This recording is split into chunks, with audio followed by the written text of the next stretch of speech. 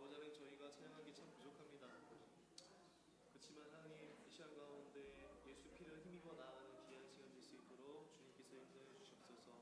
우리의 의와 또 실력을 자랑하는 시간이 아니라 하나님을 자랑하는 시간 될 수 있도록 인도하여 주시옵소서.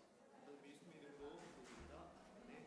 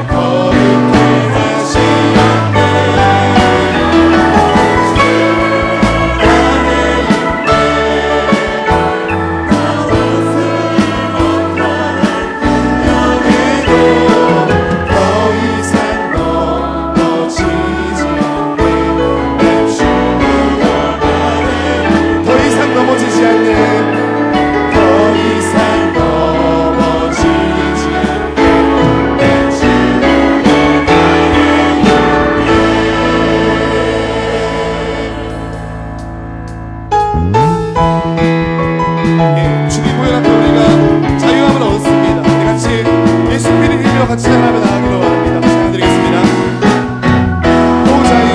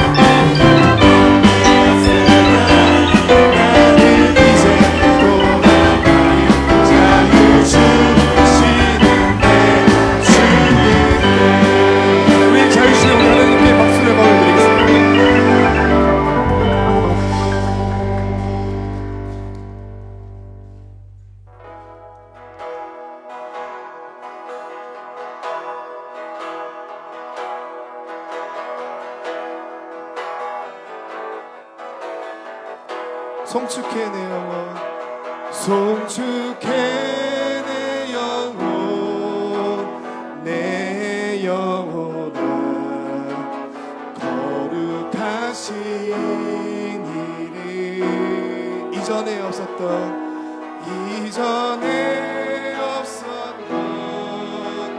노래로 나 주님을 경배 우리 같이 고백하겠습니다. 송축해 내 영혼 송축해 내 영혼 내 영혼아 거룩하신 이름 이전에 없었던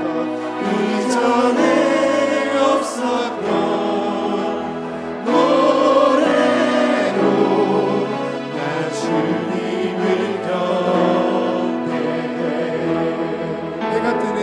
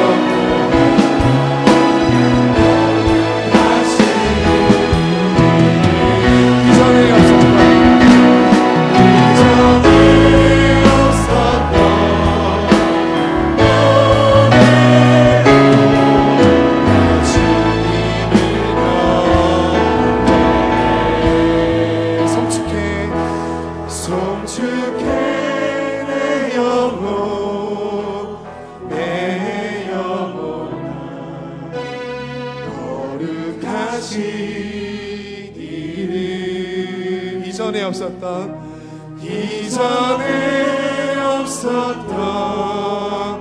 노래로 나 주님을 우리 한 번만 더 고백하겠습니다. 송축해 내 영혼, 송축해 내 영혼, 내 영혼아 거룩하시니를 이전에 없었던 노래로 나 주님을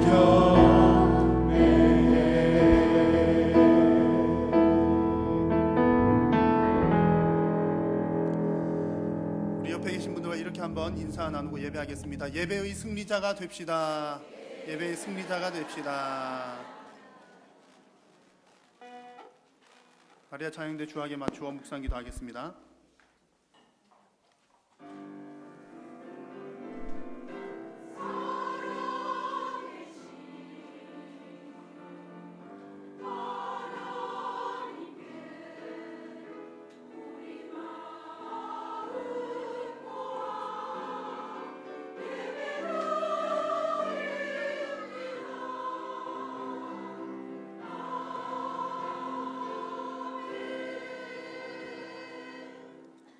나는 전능하신 아버지 하나님 천지의 창조주를 믿습니다.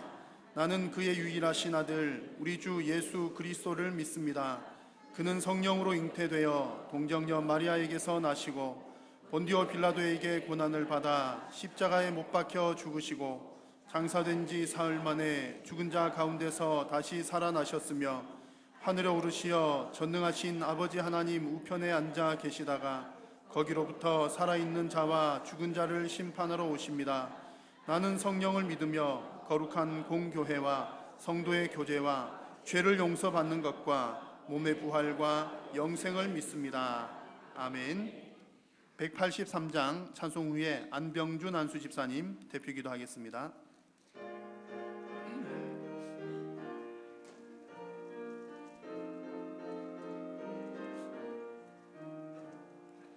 빈들의 마른 풀같이 시들은 나의 영혼 주님이 약속한 성령 간절히 기다리네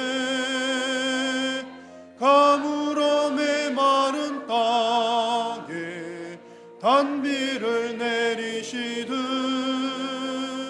성령의 단비를 새 생명 주옵소서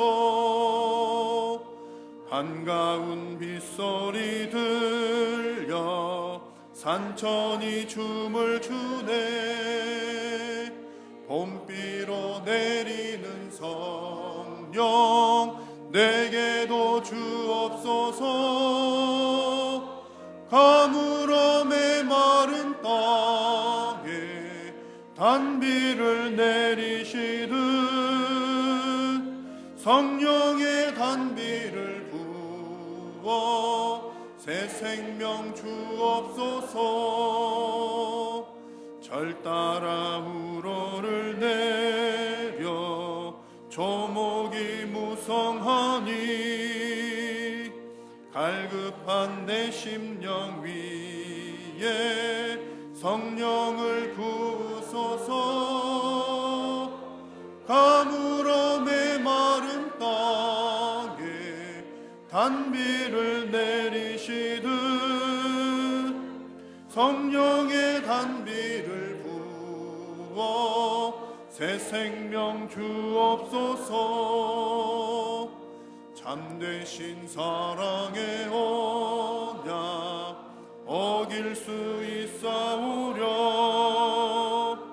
오늘의 흡족한 은혜 주실 줄 믿습니다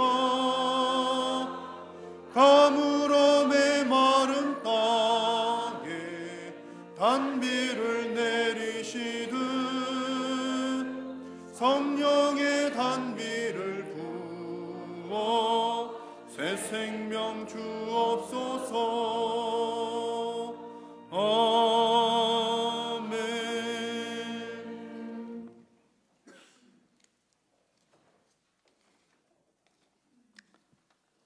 봄 기운이 가득한 4월, 부활의 소망을 가진 저희들이 주님의 영원하신 나라를 대망하며 주일 오후 예배로 모일 수 있도록 인도하여 주시니 감사를 드립니다. 이 시간 주님께 저희들 삶의 전부를 드리며 예배자로 그 은혜에 감사하는 시간이 되게 하시옵소서. 하나님을 경외하고 높이는 일에 저희가 크게 쓰임받게 하시고 그로 인해 얻어지는 영적인 뜨거움을 경험하게 하시옵소서. 이 예배를 통하여 하나님을 만나는 은혜를 주시어 참된 평안과 기쁨을 얻게 하여 주시옵소서. 주님 섭리 가운데 이 지역의 김성규 원로 목사님을 통해 한일 교회를 세우시고 부흥케 하여 주심을 감사를 드립니다. 이제 오거경 담임 목사님을 세우시고 반석교에 세운 교회 비전 10,100으로 새로운 시작을 했습니다. 저희 교회가 야곱이 베델에서 하나님을 만나 예배자로 자라가듯이 하나님을 만나는 체험을 주시고 하나님을 경배하며 날로 성장해가는 교회가 되게 하시옵소서. 말씀을 전하시는 김성호 목사님께서 이 시간 진리의 말씀을 전하실 때 하나님께서 주시는 세미한 음성을 듣고자 합니다. 말씀을 받는 우리에게는 감사와 축복이 넘쳐나는 시간이 되게 하여 주시옵소서. 오후 예배를 맡은 마리아 찬양대의 찬양을 기쁘게 받아주시고 예배를 도와 헌신 봉사하는 손길들에도 큰 복을 내려 주시옵소서. 예배 시종을 성령 하나님께 의탁을 드리었고 주님의 이름으로 간절히 기도 드리옵나이다. 아멘.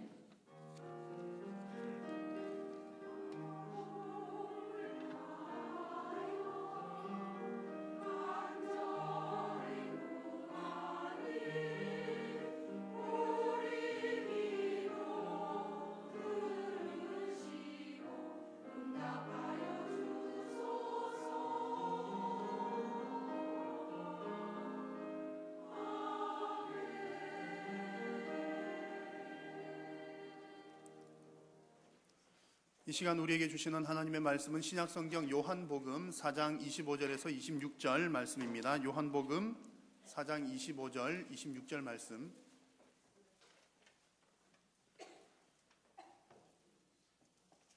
찾으셨으면 한 목소리로 합독하겠습니다. 여자가 이르되 메시아 곧 그리스도라 하는 이가 오실 줄을 내가 아노니 그가 오시면 모든 것을 우리에게 알려주시리이다. 예수께서 이르시되 내가 말하는 내가 그라 하시니라. 아멘. 마리아 찬양대 찬양하겠습니다.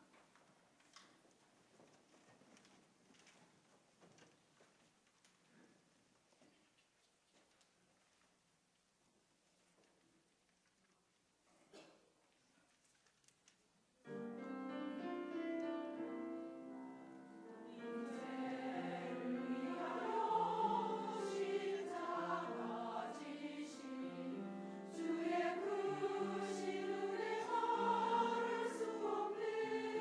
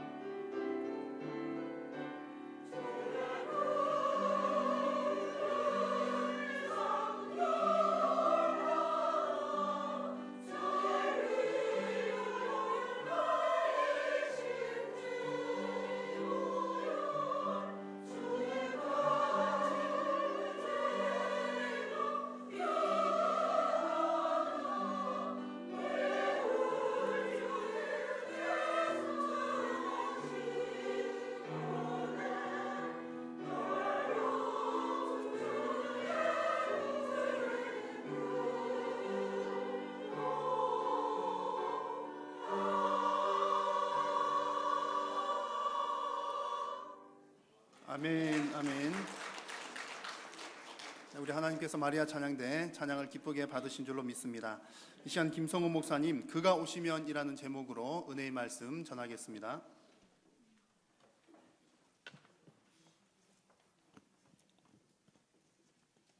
할렐루야.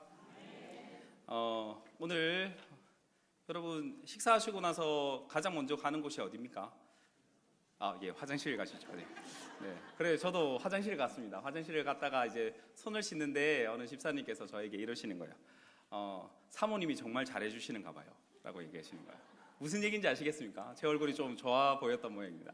저는 요즘에 행복합니다. 왜 행복할까요? 뭐 여러 가지 상황들이 있습니다. 하지만 가장 행복한 이유는 조금 이따 말씀드리고, 그래서 요즘에 열심히 일하려고 합니다. 열심히 뭔가를 하려고 노력하고 있습니다. 여러분, 우리 헌법에는 행복 추구권이라고 있습니다. 모든 사람들은 대한민국 국민이라고 한다면 누구나 행복을 추구할 권리가 있습니다.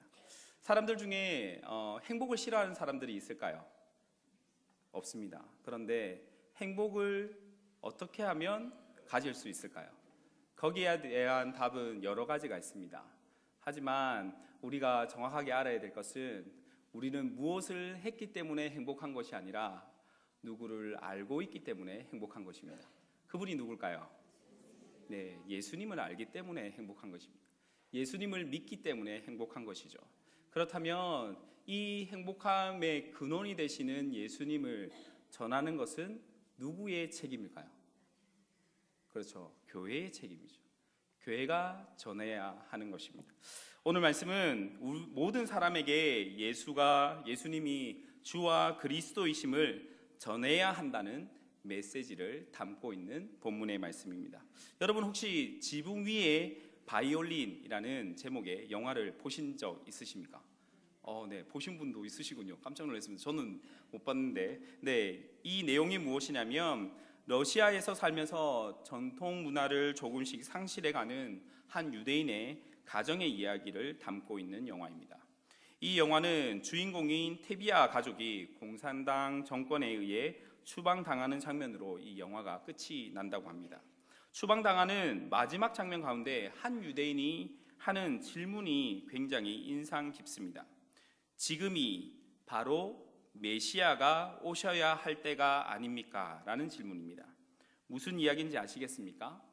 나라도 없이 2000년 동안을 방랑하며 그리고 살아온 유대인이 겨우 러시아라는 땅에 정착하게 되었는데 공산당 정권에 의해서 또 다른 나라로 쫓겨나는 신세가 되었습니다. 자신들의 고통이 너무나 커서 이런 때에 메시아가 안 오시면 언제 오시겠냐라고 질문을 했던 것입니다. 메시아는 언제 오실까요? 6월에 옵니까? 네. 이미 오셨고 다시 오십니다. 그것이 우리가 믿는 믿음입니다. 2000년 전 팔레스타인 작은 고을의 베들레헴에 메시아가 오셨습니다.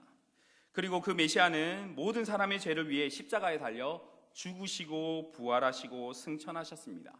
그리고 약속하셨죠. 내가 다시 오겠다. 그 말씀을 믿음으로 받은 성도들은 하나같이 이렇게 외칩니다. 무엇이라고 외칠까요? 아멘, 주 예수여 어서 오시옵소서 라고 외치는 것입니다. 유대인들은 메시아에 대해서 어떤 반응을 보였냐면 첫 번째로는 거부의 반응을 보였습니다. 지금이 바로 메시아가 오셔야 할 때가 아닙니까? 라는 유대인의 질문은 우리를 2000년 전 팔레스타인 땅으로 인도합니다. 그리고 2000년 전에 오신 메시아를 거부하고서도 아직도 메시아가 오시기를 기다리고 있는 유대인의 잘못에 대해서 생각하게 합니다.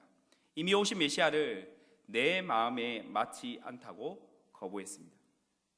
그리고 자신의 구미에 맞는 메시아를 아직도 기다리고 있습니다. 유대인들이 고대하던 메시아는 예나 지금이나 자기 민족만을 구원해줄 메시아에 불과합니다. 요즘 유대인들은 일부분은 아니지만 다수의 사람들이 메시아보다는 땅 빼앗기에 혈안이 되어져 있는 것 같습니다. 이미 메시아가 필요 없을 만큼 권력을 가지고 있는 유대인들은 그만한 권력들을 가지고 있습니다. 가장 똑똑한 민족이라고 하면 대한민국이죠. 네. 우리는 대한민국이라고 얘기하고 공식적으로 이제 유대인이라고 얘기하죠. 그 노벨 평화상이나 노벨상이나 이런 것들 많이 받았으니까요. 그리고 경제적으로 그리고 군사적으로도 여러 가지 가운데 이스라엘이 유대인들이 굉장한 큰 권력을 가지고 있습니다. 그래서 메시아가 오시면 우리가 당신을 대신해서 먼저 어떻게 해야 될 거라고 생각했는지 모르겠지만 이 사람들은 메시아에 대한 대망보다는 이제 땅 찾기에 혈안이 되어져 있습니다. 그들은 땅을 빼앗기에 많은 힘들을 지금 권력들을 사용하고 있습니다. 유대인의 메시아에 대한 두 번째 반응은 무엇이냐면 그래도 기대한다라는 것입니다. 말하지 않는다고 해서 유대인들이 메시아를 아예 무시한다고 말할 수가 없습니다. 그들은 진정한 메시아를 거부했지만 여전히 그들은 메시아를 기다리고 희망을 합니다. 막상 메시아가 오셨을 때는 거부를 했지만 그렇다고 해서 자신의 어려움을 해결해주고 구원해줄 메시아 자체를 거부하는 것은 아닙니다. 자기 민족의 독립에는 관심이 없고 모든 사람의 죄를 위해 죽고 부활해야 한다라고 하는 헛소리를 하는 예수라는 인간이 싫었지만 자신이 메시아를 필요로 하고 그 메시아를 고대하고 있다는 사실에는 변함이 없습니다. 계속해서 유대인들은 메시아를 기다립니다. 어찌 보면 유대인들은 자신의 땅이라고 주장하는 예루살렘 전체를 차지하게 만들어줄 사람을 그들의 메시아로 받아들일지도 모릅니다. 지금 예루살렘은 반으로 나누어서 어느 쪽입니까? 이쪽인데 동쪽 서쪽인지 어느 쪽인지 모르겠지만 한쪽은 이스라엘 사람들이 유대인들이 차지하고 있고 한쪽은 팔레스타인 사람들이 차지하고 있습니다. 모든 사람들이 가져야 될 소망 그것이 무엇이냐면 잘못된 메시아이든 진정한 메시아이든 예수님을 믿지 않는 유대인들과 예수 그리스도를 믿는 그리스도인들에게 공통점이 있다고 한다면 그것은 메시아를 기다리고 있다라는 것입니다. 그렇다면 유대인들과 교회만 메시아를 기다리고 있을까요? 아닙니다. 결론부터 말씀드리면 모든 인간이 한 사람의 예외도 없이 다 메시아를 기다리고 있습니다. 예수님을 믿는 나도 메시아를 기다리지만 예수라고는 들어본 적이 없는 사람들도 또 예수라고 말만 들어도 콧방귀를 뀌는 이웃 사람들도 다 메시아를 기대하고 있는 사람들입니다. 그렇게 이렇게 들으면 우리는 질문을 하나 하게 되죠. 아닌 사람도 많지 않습니까? 라고 질문할 수 있죠. 저는 이렇게 대답을 하고 싶습니다. 혹시 죄의 눈으로 본 우리들의 착각이 아닙니까? 죄에 가라진 하나님의 흔적이 있습니다. 인간은 모두 하나님이 만드신 피조물입니다. 마음 깊은 곳을 파고 들어가 보면 누구나 거기에는 하나님의 창조의 흔적이 숨어져 있음을 발견할 수 있습니다. 그 한 가지 예로 어느 나라에 가든 공통적으로 가지고 있는 것이 있습니다. 그것이 무엇이냐면 종교라는 것입니다. 여러분, 종교가 없는 나라를 가보신 적 있으십니까? 생각은 안 해보셨겠지만 지금 생각해봐도 어느 나라에 가든 종교가 없는 나라는 없습니다. 미개한 원시 부족이라고 할지라도 그곳에는 종교라는 것이 있습니다. 무엇인가를 추구하고 무엇인가를 이루어내려고 합니다. 그리고 그 무엇인가를 사람들은 신, 하나님이라고 부르는 것입니다. 죄에 포장된 사람의 겉모습은 멀쩡한 사람들입니다. 사실 겉으로 보기에는 다 멀쩡해 보입니다. 정상적으로는 또 성공적으로 사회생활을 영위하고 도덕적으로는 훌륭하게 살아가는 사람들이 있습니다. 책임감도 있고 다른 사람에게 폐도 끼치지 않고 그리고 책임감도 있고 그리고 때로는 이웃도 도와가면서 살아가는 사람들이 있습니다. 저런 사람에게는 메시아가 필요할까 싶은 생각이 듭니다. 저런 사람들은 예수님 몰라도 충분히 만족하면서 기쁘고 행복하게 살고 있구나라고 결론을 내릴 수도 있습니다. 또 죄로 포장된 사람들의 겉모습에는 더 깊은 죄를 즐기며 사는 사람이 있습니다. 이와 반대로 남보다 더 깊은 죄에 빠진 사람들도 있죠. 사람들로부터 죄인으로 손가락질 당하고 자신도 그런 자신을 체념한 채 죄악이 주는 기쁨을 즐거워하며 사는 그런 사람들도 있습니다. 그런 사람들을 나름대로 삶의 원칙이 있습니다. 그런 삶의 원칙에 자신을 죄인으로 규정하는 메시아나 그러한 신앙에 대해서는 듣기 싫어합니다. 그렇게 믿으려고도 그런 것을 메시아를 믿으려고 하지 않는 사람들도 있습니다.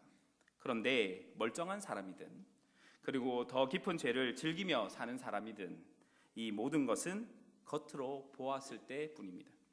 겉으로만 보기에는 메시아를 기다리는지 자기 자신도 모를 수가 있습니다. 왜냐하면 죄가 그 소망을 억누르고 있기 때문입니다. 그런 것이 있는 건지도 모르게 그렇게 만들기 때문입니다. 그렇기 때문에 우리는 마음 깊은 곳으로 파고 들어가 보아야 합니다.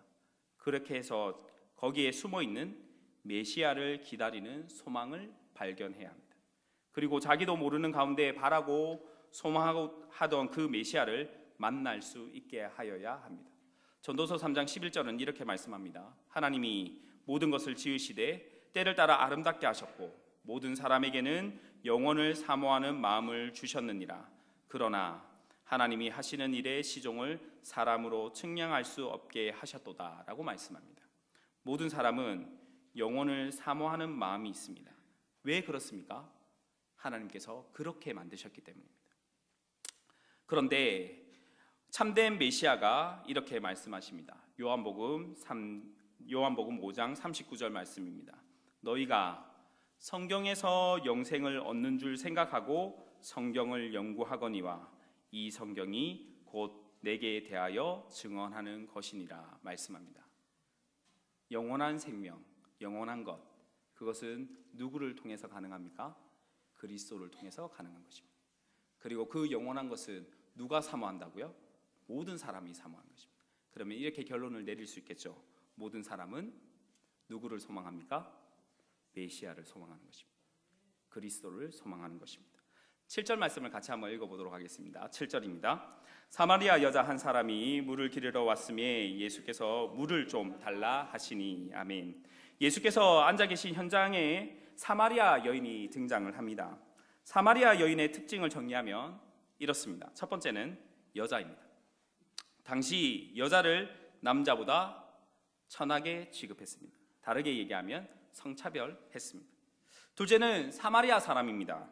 구약시대에 북이스라엘이 아수르에게 망하고 정복자 아수르는 사마리아의 많은 이방인을 살게 했습니다. 그때부터 사마리아는 순수 이스라엘의 혈통이 아닌 혼혈족이 되었습니다. 그리고 이것을 유대인들은 더럽게 여겼습니다. 우리말로는 똥같이 여겼다라는 얘기입니다.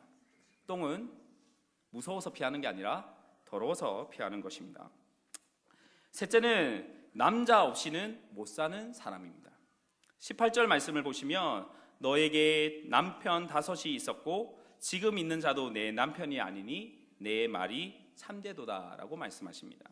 남편이 죽었는지 버림을 당했는지 이혼을 당했는지 보통 생각하기에는 버림을 당했다라고 생각할 수 있습니다. 남편이 벌써 5이나 바뀌었습니다. 그리고 현재 있는 남편이 아닌 남자와 동거하고 있는 상태입니다. 유대인들은 이러한 여인을 사람 취급하지 않았습니다. 그렇다면 교회는 이러한 여인을 어떻게 생각을 할까요? 다시 말하면 교회는 천하고 더럽고 성적으로 문란한 사람을 무엇이라고 생각할까요? 피해야 할 사람, 전도 대상자에서 제외되어야 할 사람이라고 생각할까요? 아니면 저 사람에게는 정말 예수님이 필요해 라고 생각을 할까요? 여러분이 이 질문을 들으면서 머릿속에 생각한 그 생각이 지금 현재의 한일교회의 생각일 것입니다. 예수님은 이 여인을 어떻게 생각을 했을까요? 예수님의 행동을 통해서 알 수가 있습니다. 예수님께서는 이 여인에게 복음을 전하고 계십니다. 사마리아 사람인 것, 여자인 것, 그 여인의 방탕한 사생활까지 다 알고 계셨습니다. 그렇지만 예수님께서는 그 여인을 경멸하거나 포기하지 않고 그 여인에게 복음을 전하십니다. 이것은 어떤 모습일까요? 잃어버린 한 어린 양을 찾기 위해 힘쓰시는 주님의 모습입니다. 그래서 우리는 이러한 예수님의 모습을 보면서 참 멋있는 분이다 라고 말을 합니다. 예수님은 어떻게 전도를 하셨을까요? 오늘 본문은 복음서에서 다른 부분과 달리 예수님께서 복음을 전하시는 과정을 꽤 상세하게 기록을 하고 있습니다. 올바른 전도 방법을 가르쳐주는 교과서처럼 배경부터 시작해서 한 단계 한 단계 설명해 주고 있습니다. 처음에 말을 건 사람은 예수님입니다. 피곤하여 우물가에 앉아 계시는데 한 사람이 물을 기르러 왔습니다. 그럴 때 물을 좀 주세요라고 얘기하는 것은 자연스러운 얘기이겠죠. 그런데 예수님께서 물 좀 달라고 하니까 이 여인이 대뜸 반문합니다. 무엇이라고 반문합니까? 당신은 유대인이고 게다가 남자인데 왜 사마리아 여자인 나한테 물을 달라고 합니까? 유대인으로부터 멸시만 당해온 여인으로서 유대인에게 물을 주고 싶지 않았을 것입니다. 또 사마리아 사람하고는 대화도 안 하는 유대인이 사마리아 사람에게, 그것도 여자인 자기한테 물을 달라고 하니 놀랍기도 했을 것입니다. 예수님께서 대화가 시작되자마자 단도직입적으로 복음의 핵심을 제시하십니다. 10절 말씀을 같이 한번 읽겠습니다. 10절입니다. 예수께서 대답하여 이르시되 내가 만일 하나님의 선물과 또 내게 물 좀 달라 하는 이가 누구인 줄 알았더라면 내가 그에게 구하였을 것이요 그가 생수를 내게 주었으리라. 아멘. 요즘 한국에서는 생수라고 하면 돈을 주고 사 먹는 물을 말하기 때문에 조금 생수라는 의미와 생명을 주는 물이라는 본래의 뜻을 잘 전달하지 못합니다. 그리고 이 여인 역시 예수님의 말씀을 제대로 이해하지 못했습니다. 우물가에서 대화를 나누다 보니 그 우물물을 가리켜 생수라고 하는 것인 줄 생각했던 모양입니다. 그래서 당신은 두레박도 없고 이 우물은 무척 깊은데 무슨 재주로 그런 물을 떠 주시겠습니까? 라고 예수님께 반문합니다. 대화가 이쯤 되자 그 여인은 자기 조상 야곱을 생각합니다. 비가 잘 오지 않는 팔레스타인 지역에서 물을 얻기가 무척 힘들었을 때에 이 여인은 조상 대대로 내려오고 있는 이 우물을 무척 자랑스럽게 생각하였습니다. 그래서 대뜸 그 우물의 내력을 설명하면서 당신이 주는 물이 우리 조상 야곱이 준 우물보다 더 좋다는 말입니까? 라는 질문도 던집니다. 이 질문에 대해서 예수님은 이렇게 대답하십니다. 예수께서 대답하여 이르시되 이 물을 마시는 자마다 다시 목마르려니와 내가 주는 물을 마시는 자는 영원히 목마르지 아니하리니 내가 주는 물은 그 속에서 영생하도록 솟아나는 샘물이 되리라 라고 말씀하셨습니다. 그런데 이 여인은 아직도 주님의 말씀이 무슨 뜻인지를 깨닫지 못합니다. 그렇게 기가 막힌 물이 있으면 지금 당장 좀 주세요. 그러면 앞으로는 다시 목마르지 않을 거고, 그리고 이렇게 물 길러 나올 필요도 없으니 얼마나 좋겠습니까? 라고 얘기를 하는 것이죠. 어떻게 보면 참 순진한 생각인 것 같습니다. 결국은 예수님의 말씀을 깨닫지 못하는 어리석은 반응에 불과할 뿐이죠. 이유가 무엇입니까? 예수님은 영혼의 생명을 말씀하고 계신데 이 여인은 계속해서 육신의 생명을 찾고 있기 때문입니다. 그래서 예수님께서는 그 여인에게 가서 남편을 불러오라 라고 말씀하십니다. 너하고 답답해서 더 이상 이야기를 하지 못하겠다 이렇게 말씀하신 것이 아니라 예수님께서는 이 여인에게 주님이 말씀하시는 생명의 물이 무엇인지를 분명하게 가르쳐 주기 위해서 그 여인의 영적인 차원을 지적하신 것입니다. 이런 말이 있습니다. 창녀집 문을 두드리는 젊은이는 사실상 하나님을 찾는 사람이다. 이런 얘기 들어보셨습니까? 스코틀랜드의 브루스 마쉘이라는 사람의 소설인데 용서하고 들으십시오. The World, The Flesh and Father Smith라는 제목의 소설입니다. 여기서 이 소설에서 스미스 신부가 자기를 유혹하던 창녀와 이야기를 나누는 가운데 했던 말이 무엇이냐면 창녀의 집 문을 두드리는 젊은이는 사실상 하나님을 찾는 사람일지 모릅니다 라고 얘기한 것입니다. 무슨 얘기일까요? 육체적 욕구 내면에 참 사랑에 대한 정신적 갈망이 있고 그 아래 창조주를 그리는 본성이 있다라는 얘기입니다. 창녀 100번 만나서도 해결 안 되는 그 욕구는 참 하나님을 만날 때만 채워질 수 있다라는 얘기입니다. 남편을 데려오라 라는 말을 들었을 때 이 여인은 즉각 자신의 처지를 생각했을 것입니다. 자기는 남편이 없습니다.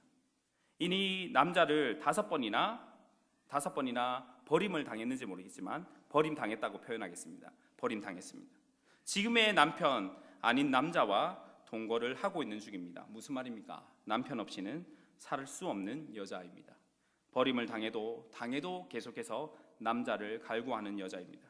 이 여인은 거짓말을 하지 않는 선에서 예수님께 일단 저는 남편이 없습니다 라고 대답을 합니다. 예수님께서는 이 말을 들으시고 그 여인의 과거를 다 말씀하십니다. 내가 과거에 남편이 5명 있었지만 지금 그 남자는 남편이 아니니 내 말이 옳다라고 말씀하셨습니다. 여인이 어땠을까요? 깜짝 놀랐습니다. 남편이 하도 많이 바뀌어서 몇 번이 바뀌었는지 모를지도 모릅니다. 예수님께서 5번이라고 정확하게 말씀하셨고 또 지금 부끄러운 생활을 하고 있는 것까지 다 알고 계시니까 보통 일이 아니었습니다.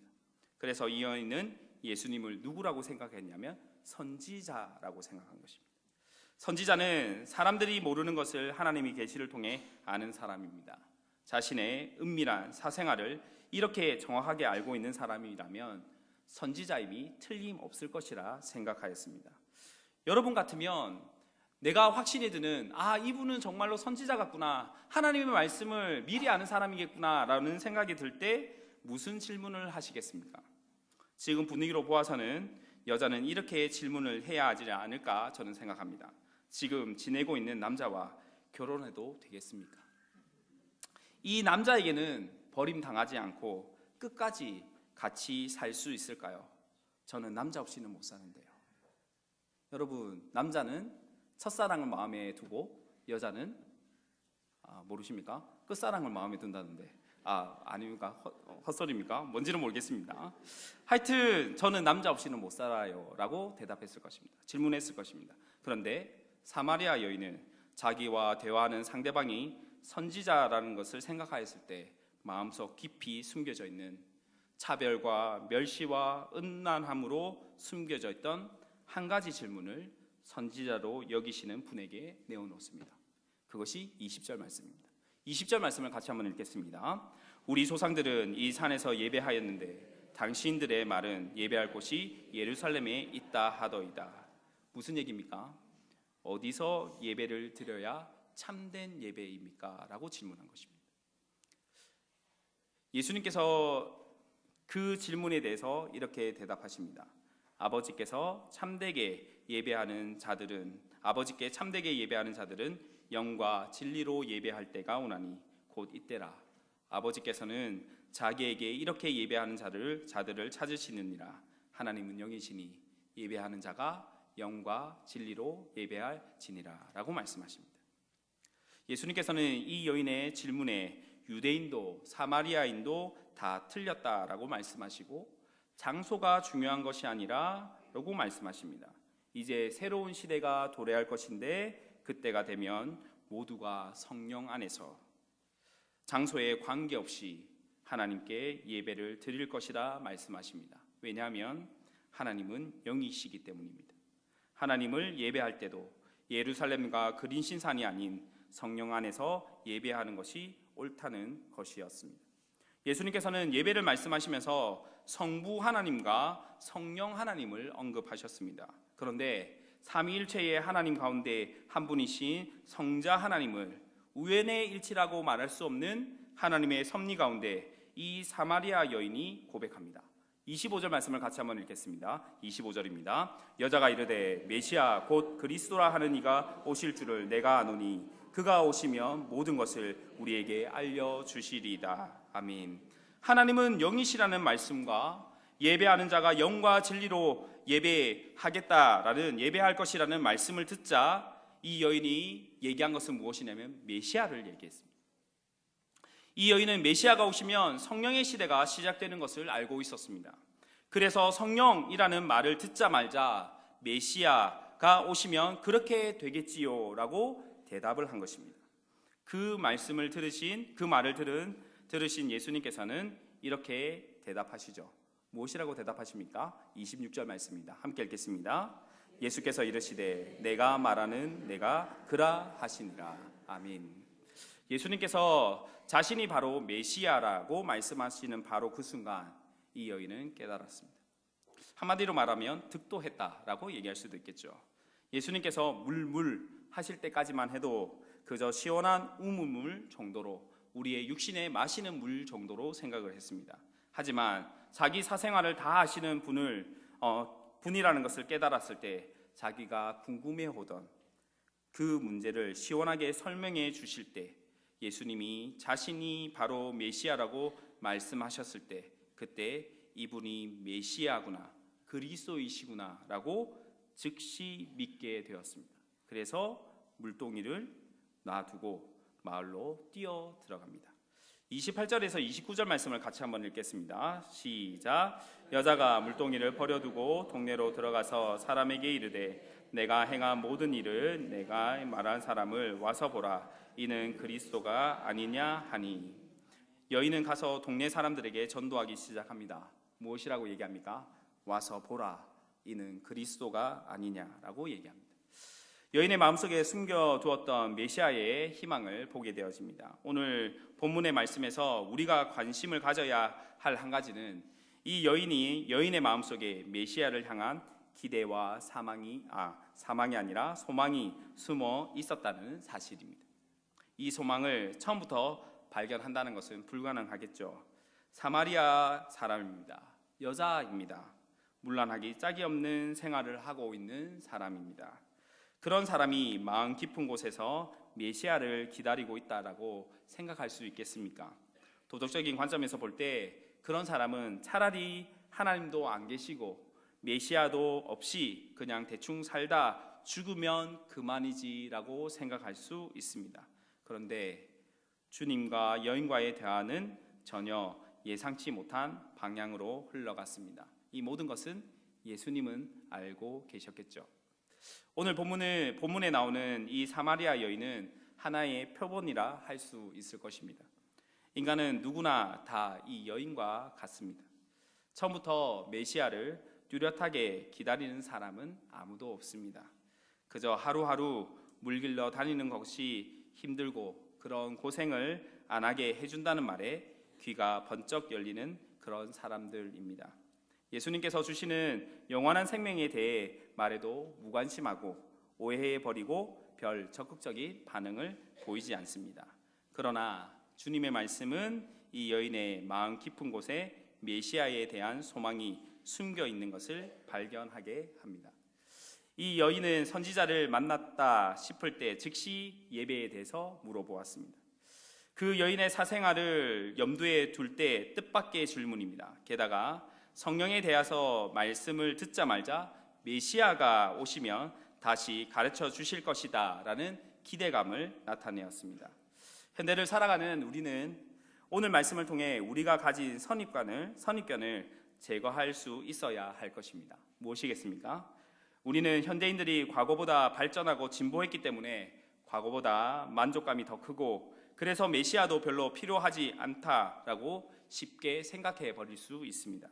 아쉬운 것도 없고 남들이 부러워하는 것을 다 가지고 누구누구는 메시아니 복음이니 말에도 관심을 갖지 않을 것이라 쉽게 결론을 내릴 수도 있습니다. 그리고는 그들에게 복음을 전하는 시도조차 하지 않을 수 있는 것이죠. 주 안에서 사랑하는 성도 여러분, 한일교회가 올해 한 해의 목표로 우리 다리 목사님을 중심으로 해서 무엇이라고 정했습니까? 영혼을 구원하여 예배자로 세우는 교회로 세웠습니다. 영혼을 구원하려면 어떻게 해야 됩니까? 전도해야 되죠. 전도하려면 무엇을 가져야 합니까? 복음을 가져야 되는 것입니다. 예수님이 주와 그리스도이시라는 확신을 가져야 하는 것이죠. 그것이 복음 아니겠습니까? 인간의 마음속에 메시아에 대한 소망이 한 사람 예외 없이 숨겨져 있다는 사실은 이미 메시아를 알고 있는 우리에게 큰 책임감을 느끼게 합니다. 우리는 메시아를 기다리는 그들에게 이미 오신 메시아 그리고 예수 그리스도를 전해야 될 책임이 있습니다. 우리 마음속에 메시아에 대한 소망이 있는 줄도 몰랐지만 다른 사람들의 전도를 통해 그것을 알고 또 예수님을 믿게 되었습니다. 우리도 처음부터 예수님을 믿었던 사람들 아닙니다. 누군가 전해주어서 교회 주일학교일 수도 있고 누군가를 통할 수도 있고 교회를 통해서 그리고 복음을 믿는 누군가를 통해서 그 예수님을 우리의 주와 그리스도로 영접했을 것입니다. 그렇다면 우리는 어떻게 해야 될까요? 예수 그리스도를 믿지 않는 자들에게 그리스도가 메시아이심을, 예수 그리스도께서 주와 그리스도이심을 전해야 되는 것입니다. 이제 우리의 차례인 것이죠. 이제는 우리가 메시아를 모르는 사람, 메시아를 거부하는 사람에게 다가가야 합니다. 금년에도 어김없이 봄이 찾아왔습니다. 그죠? 봄의 시작을 복음의 대화의 시작으로 해보시는 것은 어떠시겠습니까? 봄은 생명의 계절이라고도 얘기를 합니다. 이웃과 친구들과 생명을 논하기 알맞은 계절이 아닐 수가 없습니다. 오늘 본문에 여인이 예수님이 주시는 생명의 물을 우물물로 오해했지만 우리가 새 생명에 대해서 말하면 땅에서 돋는 새싹 이야기로 오해할 수 있을지도 모르지만 우리는 그런 오해와 더불어서 무엇을 할 수 있냐면 대화를, 복음을 전할 수 있습니다. 복음의 대화가 계속되면서 육신의 생명이 아닌 영혼의 생명에 대해 깨달을 수 있을 것이고 주 예수 그리스도에게만 참 생명이 있음을 그리고 참 행복이 있음을 발견하게 될 것입니다. 복음성 중에 이런 후렴을 가진 찬양이 있습니다. 그들은 모두 주가 필요해 깨지고 상한 마음 주가 여시네 그들은 모두 주가 필요해 모두 알게 되리 사랑의 주님이라는 찬양이 있습니다. 그가 다시 오실 때까지 우리의 영혼은 영원한 생명이 되시는 예수님을 전하는 복음의 증인의 삶을 살아가시는 저와 여러분이 되기를 주님의 이름으로 축복합니다.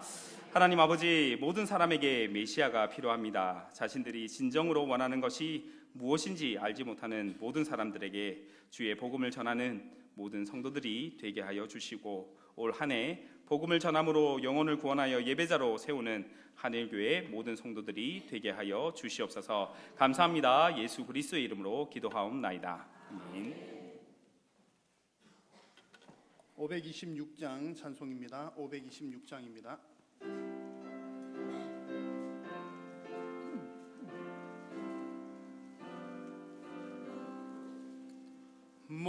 목마른 자들아 다 이리 오라 이곳에 좋은 샘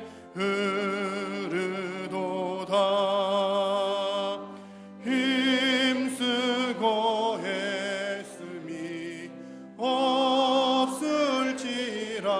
없을지라도 이 샘에 오면 다 마시겠네 이 샘에 솟는 물 강같이 흘러 온 천하 만국에 다 통하네 빈부나 귀천에 분별이 없이 다 와서 쉬고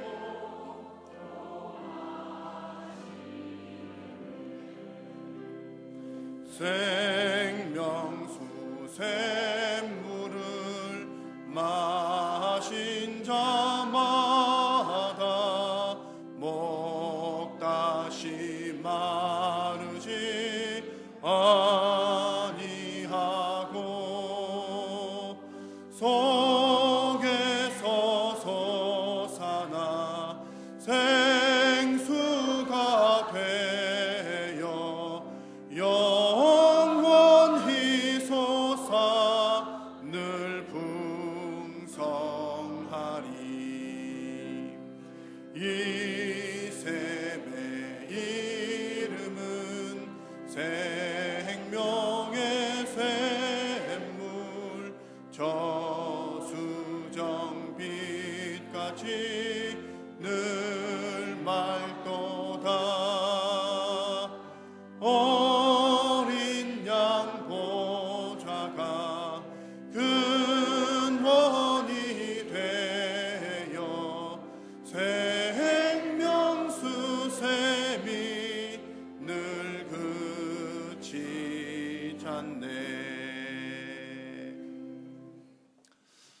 교회 소식 전해드리겠습니다. 내일은 서울 중부노회 여전도회 연합회 원래회로 모이는 날입니다. 월계동에 있는 충은교회당에서 모이고 교회에서는 10시에 출발을 하겠습니다. 24일 화요일에는 우리 교회 70세 이상 되신 어르신들을 모시고 효도 관광 프로그램을 진행을 합니다. 우리 교회에서 10시에 모이는 것 기억을 해주시기 바라고요. 또 우리 많은 분들께서 또 참여하실 수 있도록 또 기도로 많이 협조해 주시기를 바랍니다. 오늘 예배 후에는 안수집사회 원래회로 본당에서 모이도록 하겠습니다. 안수집사님들께서는 꼭 참석해 주시기를 바랍니다. 다가오는 5월은 가정의 달인데 5월 첫째 주일에 청소년 학부모 세미나를 준비를 하고 있습니다. 강사님으로 오실 분은 최관하 선생님이시고요. 울보 선생님으로 유명한 분이십니다.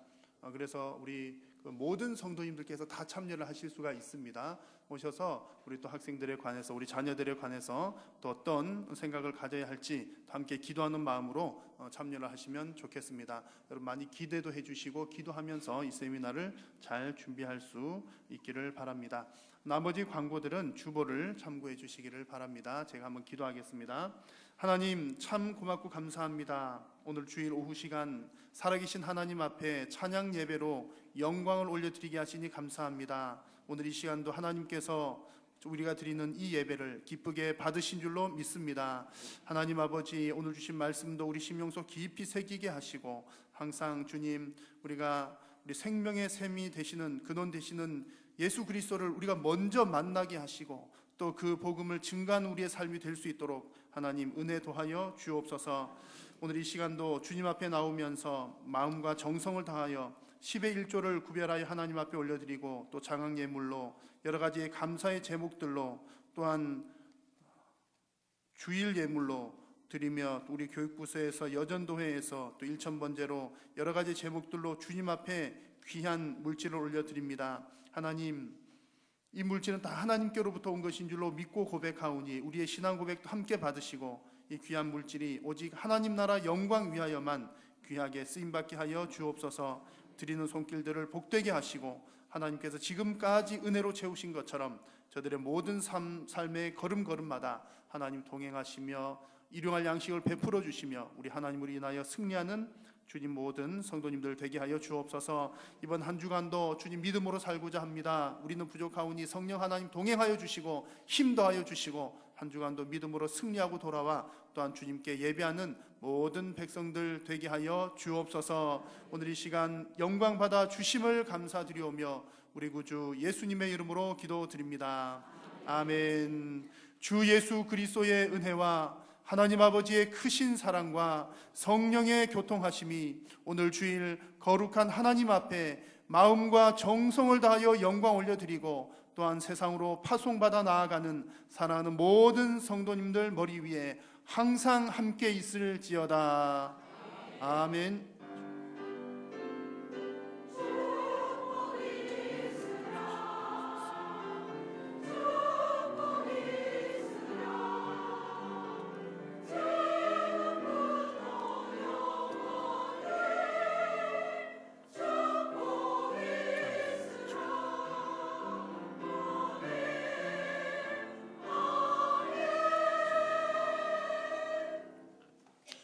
예배를 마쳤습니다. 서로 이렇게 인사 나누고 돌아가겠습니다. 이번 주도 예수님과 동행합시다. 이번 주도 예수님과 동행합시다.